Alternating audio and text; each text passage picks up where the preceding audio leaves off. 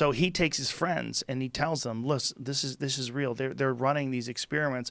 I know you're thinking I'm crazy. This is what I've been working on." So he takes them to this area where you used to be able to have access to, but once he did this, they closed off access and pushed it far back to where the public has access to. And he showed them these things doing these impossible maneuvers in the desert, in the night sky. This I remember. And so then he gets arrested. And so when he gets arrested, he was in fear of his own life. He goes public and tells this whole story. And then they erase his past, they erase his social security number, they erase his education background. Even though people that knew him and knew he worked at Los Alamos Labs, he takes George Norrie of a tour of Los Alamos Labs, knows the people that work there.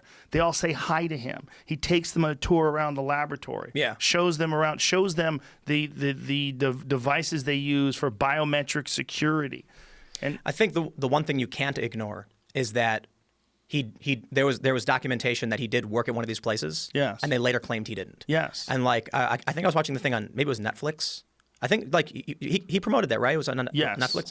They show the paper like we found it. Yes. Like he clearly was there. He was in the employee register. Yeah, right. Yeah. No. But you know, for me, you know, man, I'd love to believe it all. He's been insanely consistent about that story. Yeah. For 40 years. I want to believe. You know what I mean? Or 30 years, whatever it's been. Yeah, I want to believe too. That's the problem. Man, Pixar didn't happen. I want to believe, but that's nonsense. Pixar, it didn't happen is nonsense. Well, how do you what about Neanderthals? No, what about dinosaurs? There's no pics. I'm more so joking, right? What I mean is, show me the evidence, right? I get it. Let's, you know, the challenge with any theory, I don't like saying conspiracy theory because they're not always conspiracies, is that people want something to be true.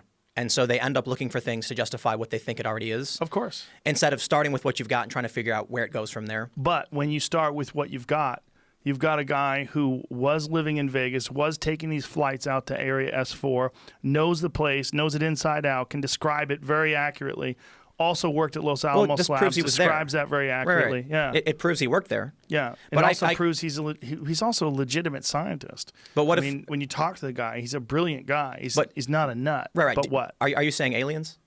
That doesn't mean aliens. No, I'm just asking. Like, so it doesn't mean aliens, but that's what he was told. Right. What he was told is this is something that has come from somewhere else, and they're trying to figure out how to work it, how to use it.